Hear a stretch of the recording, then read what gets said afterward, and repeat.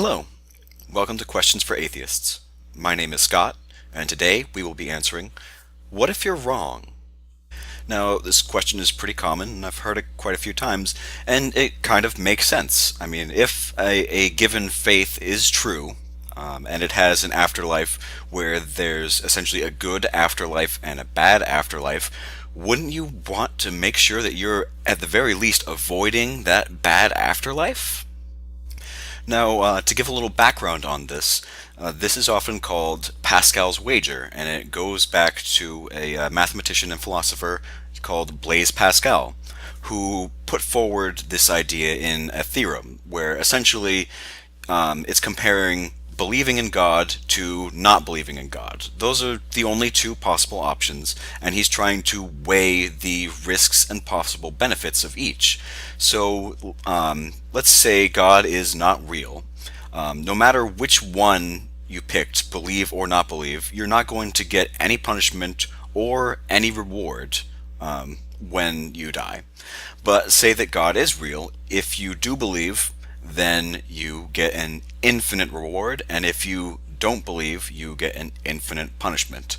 So by choosing to not believe in God, you are wagering an infinite punishment against no reward, and by choosing to believe in God, you are wagering an infinite reward against no punishment. And when you put it like that, yeah, it makes complete sense. Why would you not believe? Now, this doesn't take into account the probability of each of these outcomes, whether God exists or not, but he addresses that too, because as long as the probability that a God exists is greater than zero, that's still what you should bet on, because that's the only side that has any kind of punishment or reward. Now, he also addressed the cost of each of these wagers, and usually when this question is brought up in conversation, the cost isn't really addressed. But he does admit that there is a cost you have to pay to believe in this God, and it's usually going to come down to you have to give up some kind of pleasure or something like that. And he posits that basically the risk and reward that you are possibly gaining or avoiding far outweighs any kind of pleasure that you're going to have to give up in life. And to add to this, kind of it makes sense, because pretty much just by the choices you make in life, you're giving up some kind of pleasure no matter what you do. So this is only adding a little bit onto that for a possibly infinite reward. Now, there is one more thing that he brought up, but I'm going to save that for after I talk a little bit about what he said so far. And the first thing I want to talk about is, if he makes these good points, why would anyone ever bet against God? Well, the problem is that his wager is not reflective of reality. You see, his wager is essentially there is either one God, the God that I believe in, or there are no gods. And that's not entirely accurate. It could be possible that there is a completely different God that exists, and the one he believes in does not. And here we want to run into the problem of, okay, you've bet on one God to get into that God's heaven and avoid that God's hell, but what if there's a completely different God that exists? And that God had a better heaven and a worse hell, and now you're going to that worse hell because you didn't believe in the correct God. Okay, so let's rework this analogy here.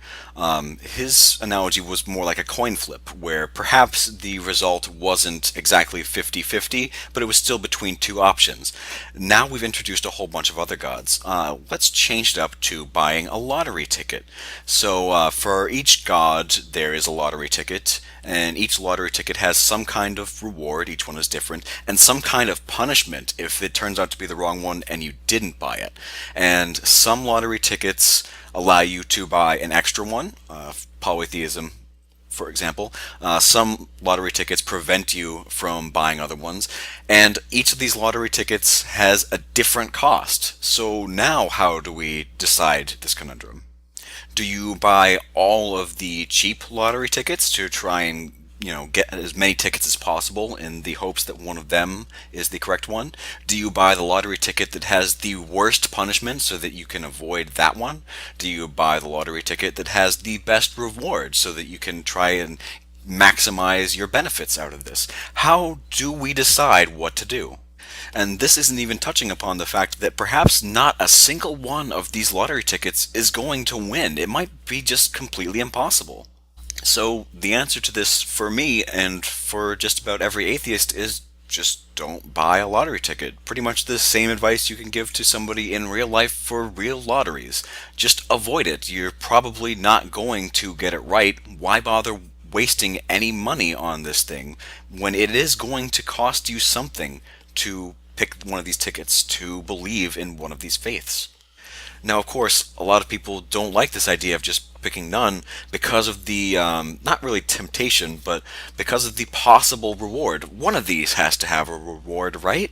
I mean, why would you pick none when there's even the slightest possible chance that even at random you could still get the one right and get that reward? Now, for me, it really comes back down to the cost of choosing a faith to believe in. And not just the cost of, I like to do X and I will be prohibited from doing X if I join this faith. It's more the cost of, I will have to believe in this faith in order to gain this reward, and it might be wrong, and it might not even be possible for me to believe this. And what's more, let's say that you do get it right and you chose to believe in this deity purely because of the reward, not because you actually believe. Wouldn't that deity know that? Wouldn't they say, you didn't actually believe in me for any good reason, you just wanted what I'm offering you? I mean, in such a case, that deity is either going to punish me because I was just trying to take the reward, I didn't actually care about what the deity was offering, or in the case that they do give me that reward, I just kind of lucked into it. I did nothing to actually deserve gaining that reward. And this brings us back to the last part of Pascal's wager, where he says that it might be the case that even when you see it's clearly logical to wager on a deity, you still can't bring yourself to believe in them. And in such a case, Pascal advises that you simply just try and convince yourself, try and fake it till you make it, essentially. Now, Pascal gave this advice because when he looked at his wager, he thought, the only reasonable option here is to bet on God. And if you're not choosing that, then there has to be some kind of unreasonable force in your mind preventing you from believing. It's either got to be some kind of predilection against it, or some kind of prejudice, or something like that. So what you should do is basically just try and convince yourself, try and reason yourself into reason. And essentially, he knew that belief in something isn't actually voluntary and you have to work towards it. And he was trying to promote people working towards reasonable beliefs because he thought that this really was the reasonable belief. But as we can see by expanding this into all the possible deities, it's not the reasonable belief. And so you shouldn't try to convince yourself into this. So essentially, once you really look into this question and the origins of this question, it kind of falls apart if you consider it from a objective standpoint, from the standpoint of someone trying to figure out which religion is true.